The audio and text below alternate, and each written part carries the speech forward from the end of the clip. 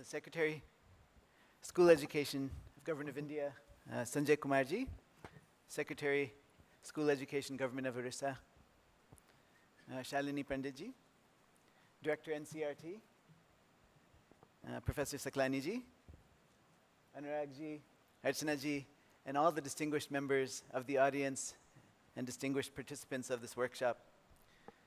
Namaskar. It is really a great honor to be here at this national workshop on the implementation of the National Education Policy 2020 and the National Curriculum Framework 2023. I can't tell you how delighted I am that Odisha is embarking on this journey to enhance the education quality of all its students. And with the efforts that we are starting here today, may Odisha, over the next 10 years, have an enhanced education experience for all its students at all levels. That's our goal for today, is that in the next 10 years, every student in Odisha has the highest quality educational experience. So, I just want to begin by apologizing. मुझे माफ़ करिए कि मेरी उड़िया भी थोड़ी कमज़ोर है तो ये presentation अंग्रेज़ी में दूंगा because one of the emphases, of course, one of the key recommendations of the National Education Policy and the National Curricular Framework is the emphasis on the mother tongue. So that's one of the major recommendations, and hopefully that will also take flight as the policy is implemented in this state. So what I want to do today is give an overview of the National Education Policy 2020 and the National Curriculum Framework 2023, in the hope that if everybody gets a really broad, good sense of the policy and the curriculum framework, then you can really delve into the details and see how they apply in the state of Odisha. And I'll try to say at the end some of the ways that we think the policy can be implemented in this state. I also want to say that we're all here to help you in any way we can. Hum aapki seva mein hain. All of us on the dais as well. Please never hesitate to call upon us if we can help in any way at all. So we're here for that.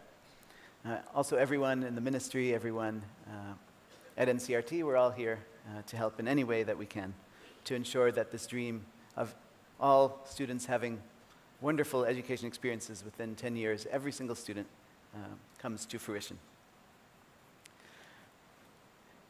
So I'll just say a little bit about what are the NEP and the NCF.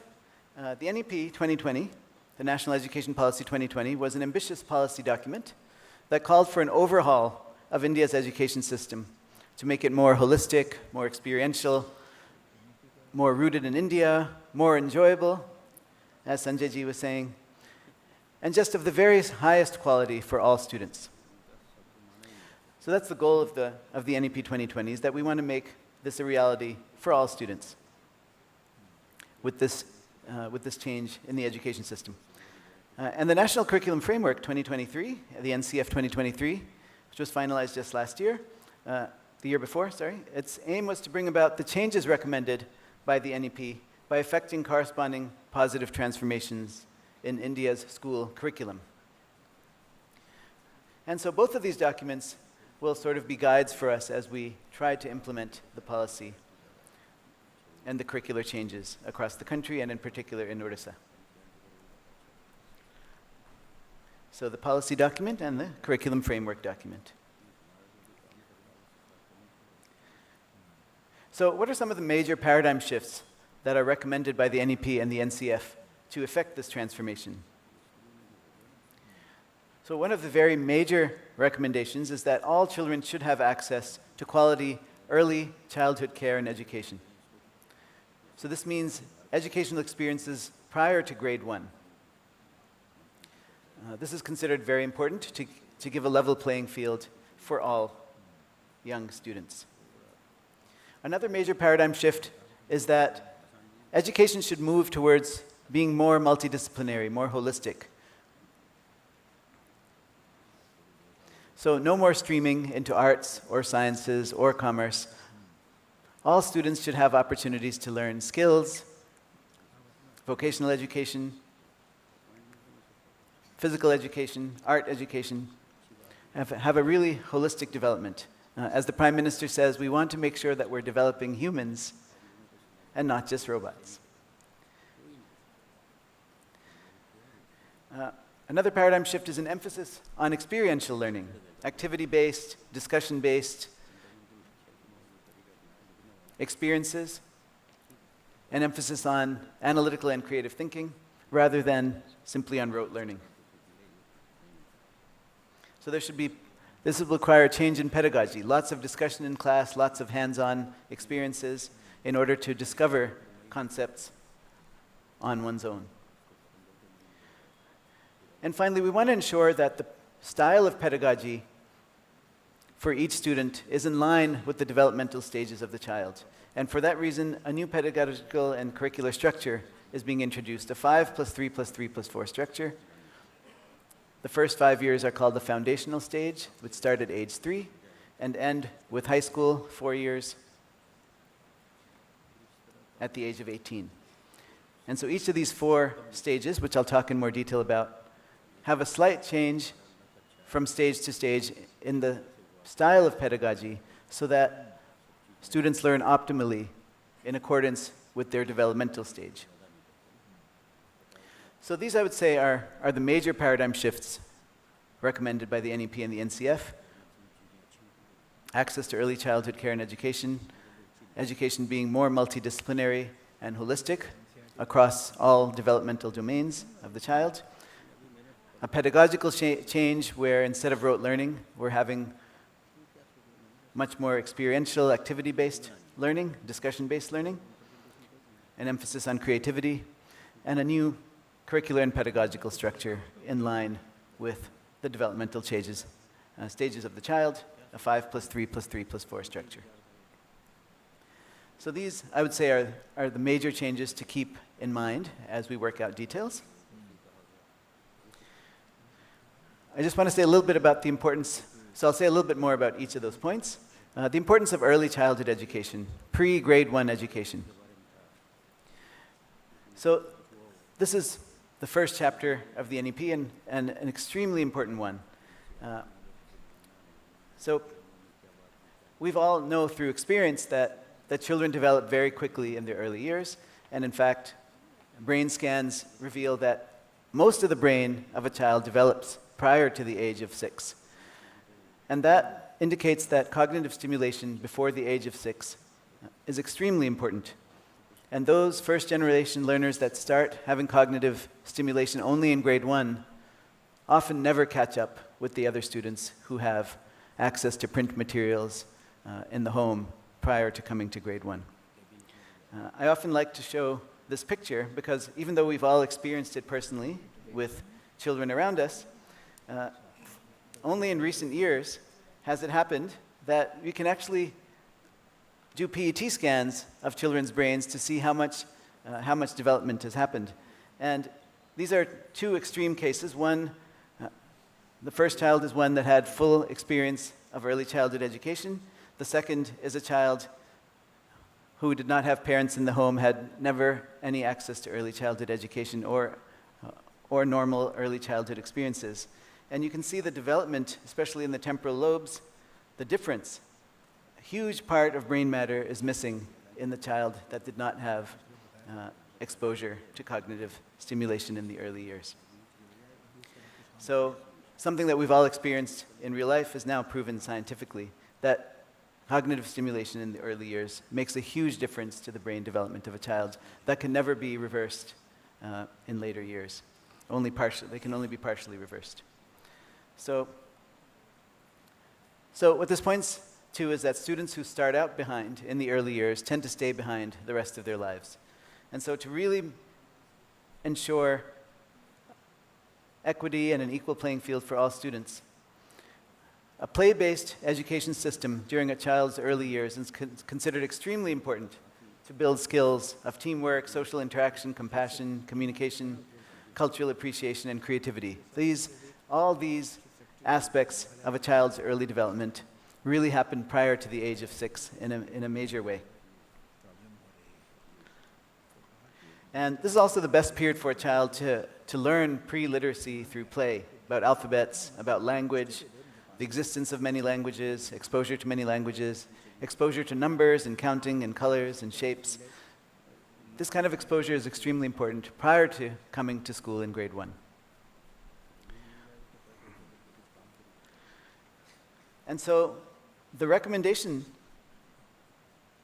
in summary, of the NEP is that there must be an excellent play-based, because children learn best through play at that age, there must be an excellent play-based curriculum and pedagogy in place for children 3 to 6 years old, delivered through a significantly expanded system of early childhood education institutions.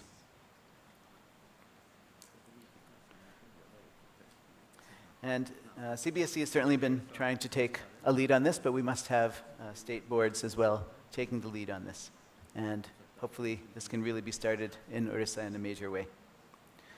And the National Curriculum Framework for the foundational stage really details out the recommendations based on neuroscience and early childhood education research.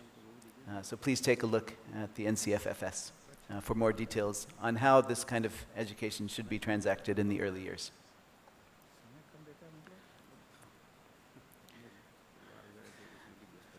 So what are some of the major paradigm shifts recommended by the NEP and the NCF? Of course, we saw early childhood education as being one major one, a more multidisciplinary and holistic education. We must have holistic development of the child in all capacities: intellectual, social, physical, ethical, and emotional. This is in contrast to the way many schools work now, where it's essentially cognitive aspects, and even that through essentially rote learning. So more multidisciplinary and holistic education. The mantra of the NEP was that the goal of education should be to develop good human beings capable of independent rational thought and action, with compassion and humaneness, with courage and creative imagination, based on sound ethical moorings and a rootedness in India.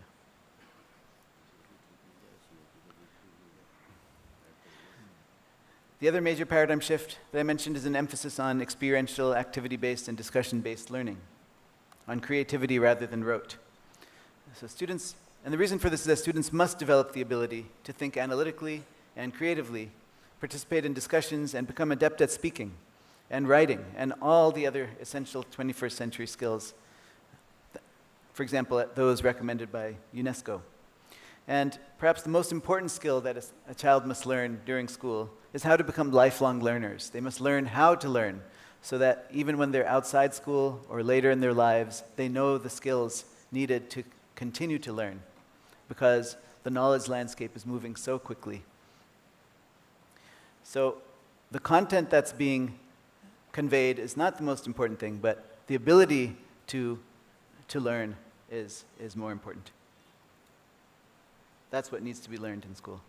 And the new curricular pedagogical structure, as I said, we need to have curriculum and pedagogical approaches that are in line with the developmental stages of the child, and that's the rationale for the 5+3+3+4 structure.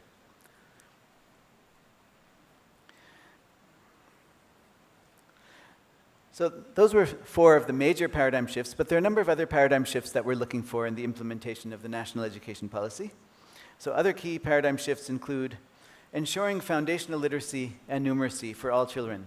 Sanjay ji also touched upon this, that we have many, many children who may be coming to school every day, but because they never gain foundational literacy and numeracy, they continue to fall behind through the rest of their school years. Often many students go to school for many years without understanding what's going on because they never achieve this foundational skill. This is the essential skill needed for all further learning.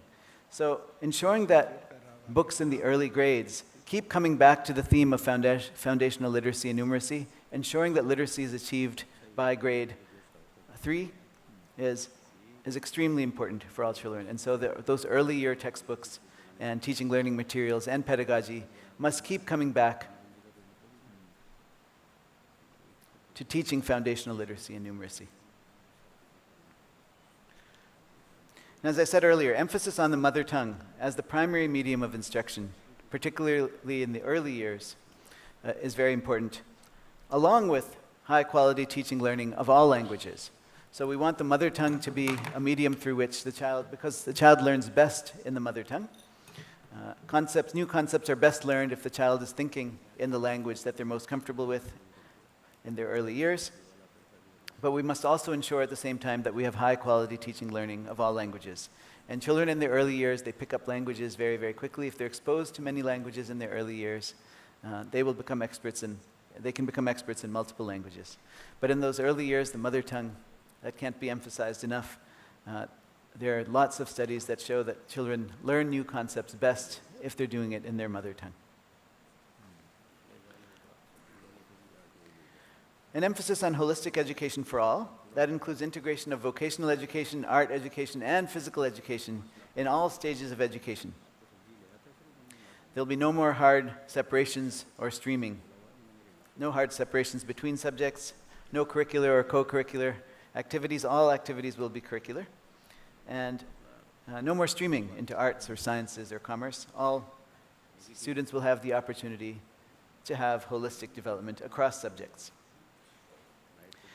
To make that possible, to make it possible that we have hands-on learning, creative learning, as well as holistic education, it's very important that we have a reduction in content in each subject to the core essentials.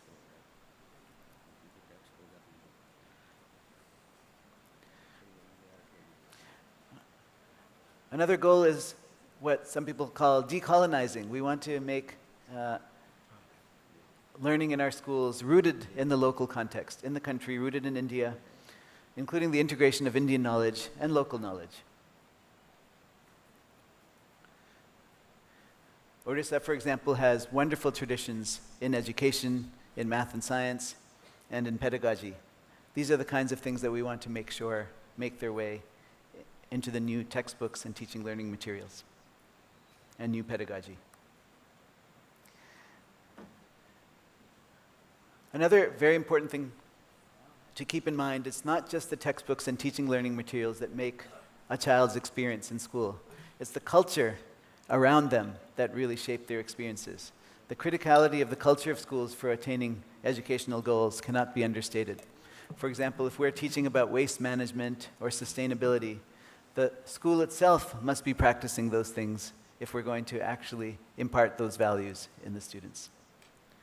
So a culture of compassion, of sustainability, of equity, of inclusion, these are the kinds of values that have to actually be embedded in the culture of schools, and not just in the teaching learning materials. Centrality of the role of the teacher. Teacher training, teacher autonomy, the transformation of the teacher education system, because it is the teacher who will be the torchbearer for the changes that we seek.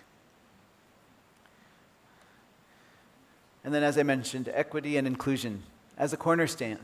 This should be a cornerstone of all the changes that we're talking about. No child should be left behind. All students should have all these experiences.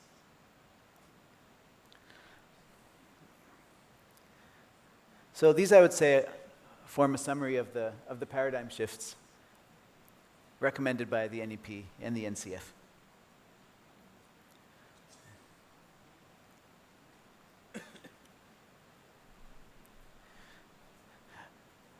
So I'll say a little bit now about the 5 plus 3 plus 3 plus 4. What are each of those stages and how are they planned? This was all detailed in the National Curriculum Framework 2023. But I'll give a summary of it here, and then hopefully that may inspire you to delve into the details in the actual NCF, in the process of developing Odisha's SCF. So school education from the ages of 3 to 18 have been divided into 4 stages in line with the developmental stages of the child. The first is the foundational stage, which is the first 5 years of schooling, ages 3 to 8. And so this includes grades 1 and grade 2. So the foundational stage is 3 years of preschool, Balvatika, and 2 years consisting of grade 1 and grade 2. And the foundational stage, as I said, must be based on play-based pedagogy. So play-based pedagogy must be there to develop children across all domains. In the foundational stage, we want to ensure that we're introducing pre-literacy and literacy. So an emphasis on foundational literacy and numeracy is key in these years because it's the basis of all further learning.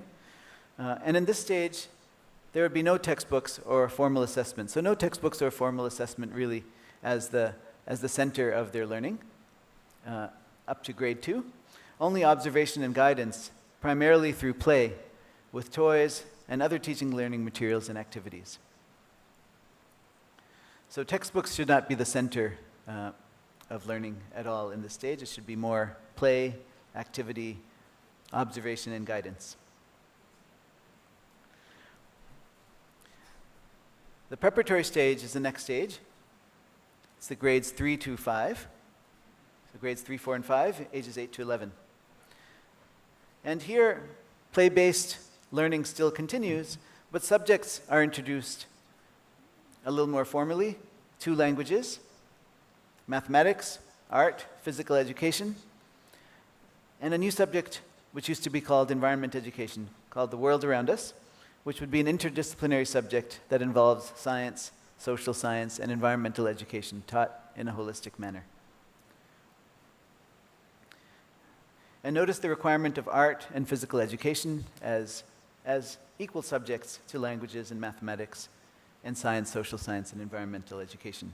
This is a key paradigm shift which is considered very important for holistic development. We also want to start vocational exposure already in the preparatory stage in grade 3. There can be a little greater use of textbooks, light textbooks, but the learning should still be very experiential with significant play. And some formal assessment can start in this stage, particularly to ensure that foundational literacy and numeracy is being achieved and has been achieved by the end of this stage.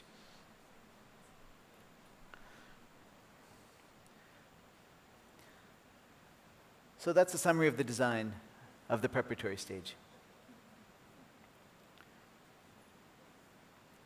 We move on then to the middle stage, which are grades 6 to 8, ages 11 to 14. So in the middle stage, grades 6 to 8, we still have subjects, and we even start to have subject teachers. The subjects consist of 3 languages, at least 2 of which must be native to India. Mathematics, art education, physical education. We also now introduce vocational education and science and social science as separate subjects. And this is a really major paradigm shift, one that can really make a difference in the country and in this state, is that all students starting in grade 6 will be taking courses in vocational education. That can really change the employability landscape of the country and also ensure that students are learning to work with their hands rather than just doing pure cognitive learning. Working with hands is going to be a very key aspect of the new middle stage. So subject teachers would be introduced for more specialized learning in each of these subjects, and there'll be an introduction of more abstract concepts in this stage, while still keeping the learning very hands-on, of course. Formative assessment will be carried out throughout the stage, and summative assessment would happen at the end of each year to ensure readiness for the next grade. Okay, so that's the middle stage. And then finally we have the secondary stage, which are grades 9 to 12, and these grades are divided into 2 phases. Phase 1 is grades 9 and 10, ages 14 to 16. And in this stage, in many senses, it's a continuation of the middle stage. All the curricular areas, as in the middle stage, will continue to be taught. But there'll be an emergence of disciplines within each of the subjects. So for example, in science, we'll start to view science as a union of various disciplines, for example, physics, chemistry, biology, earth science, and so on. In addition, there'll be the introduction in grades 9 and 10 of a subject called interdisciplinary areas, the first year of which would be a course on ethics called Individual in Society, how humans should live in their society and interact with others in an ethical way, in a way that helps the world. That would be in grade 9, and then there'd be a full course on environmental education, also another extremely important new aspect of the new national curriculum framework. All students will take a course in environmental education in grade 10.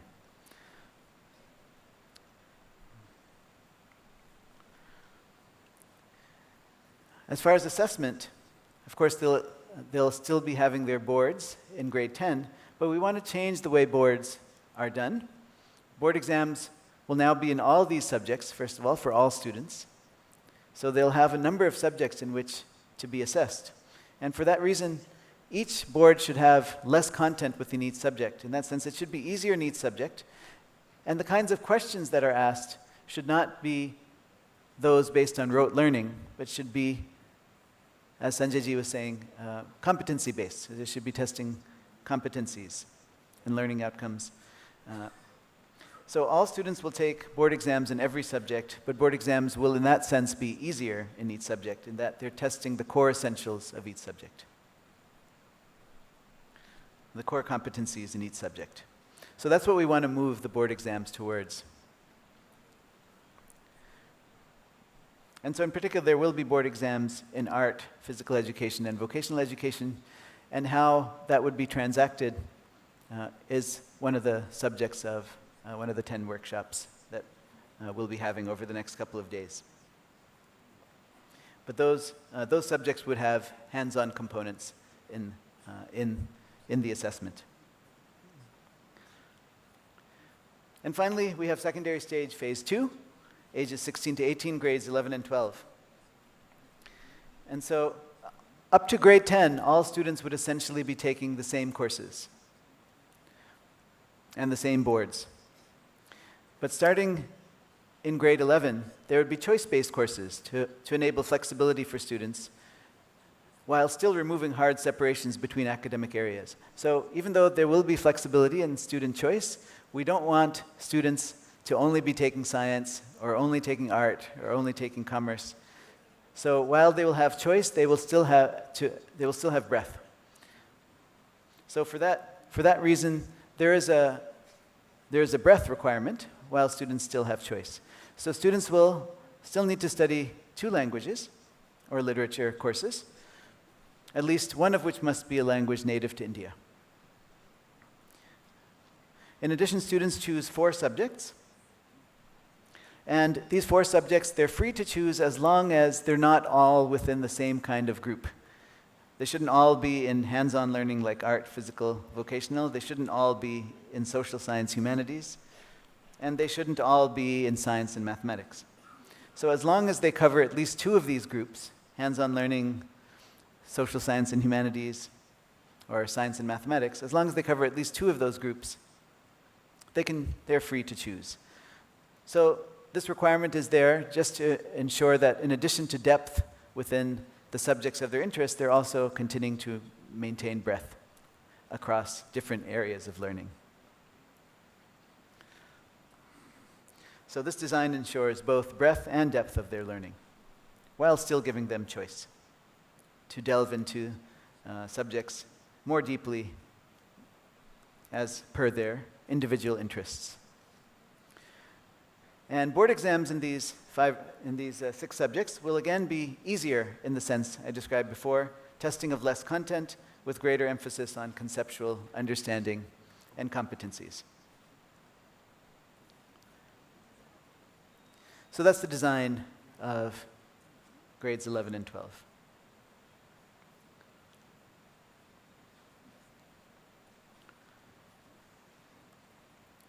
So some of the key deliverables of the new curriculum that we're looking for, so through the new curriculum, all students hopefully will develop foundational literacy and numeracy. Very important, so we want to make sure that we're ensuring that. particularly in the early grades. And the highest priority must be given to achieving foundational literacy and numeracy by grade 3, because it's a prerequisite to all learning.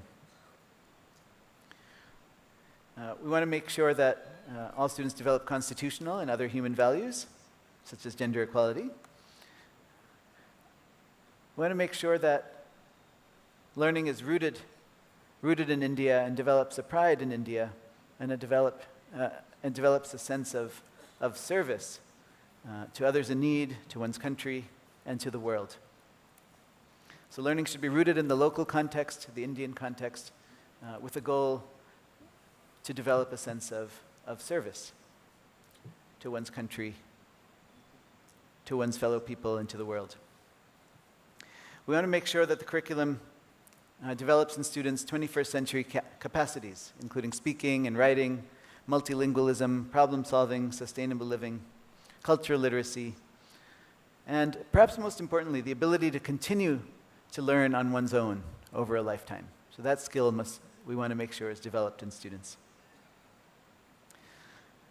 And while this is not an explicit goal, it would be naturally a consequence. If all these other goals are attained, then naturally students will gain a preparedness for higher education and for gainful employment.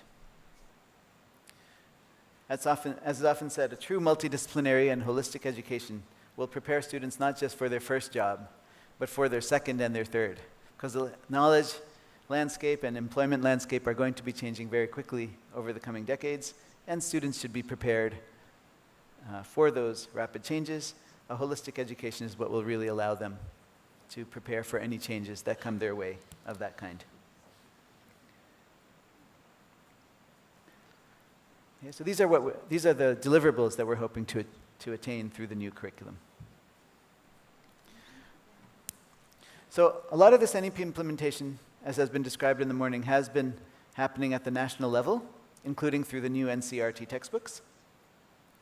So the implementation of NEP 2020 and the development of new NCERT textbooks and teaching learning materials, according to the principles I've talked about today, are already underway.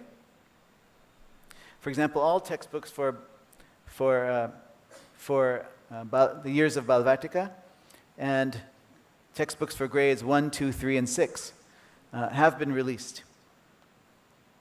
And they're already being used. And then grades 4, 5, 7, and 8 will be released later this year, and with grades 9 to 12 to follow next year. So this work is already underway. I have a couple of pictures of the math books that have come out. So on the left side is shown Maths Mela, which is the new sort of hands-on experiential math learning book in grade 3. And on the right side is a game called Idli Vada that teaches least common multiples and greatest common divisors. And so you can see that there's text in between, but a major part of this page is actually playing a game and learning the concepts by playing a game. So these are the kinds of changes that we're hoping to have throughout all school subjects and all school years. So I'm going to end by giving some specific suggestions for efficient implementation of NEP and NCF in the state, Odisha. So specific suggestions for what I think should happen first when approaching implementation of the NEP. So first of all, we should try to have co-locations of Balvatikas, preschools, with primary schools, or at least have them close by. So these are education years prior to grade 1. And we'll of course need to hire early childhood education experts, teachers at these Balvatikas. That will be very important. And we should have a procurement of the Jadui Pitara or other early childhood teaching learning materials. So to make preschool years successful, we need to have the preschools there, preferably near primary schools, hiring of teachers and procurement of the necessary teaching learning materials that allow one to engage students in this play-based learning. We want to ensure that we have a development of the state curricular framework and textbooks in line with the principles of the NEP and the NCF. And one can, in large part, the NCF was made flexible enough that it can be used at the state level as well, provided that local state flavor is introduced. So for example, NCF and NCERT textbooks may be adopted directly here in the state, where appropriate, but with suitable modifications to include local content.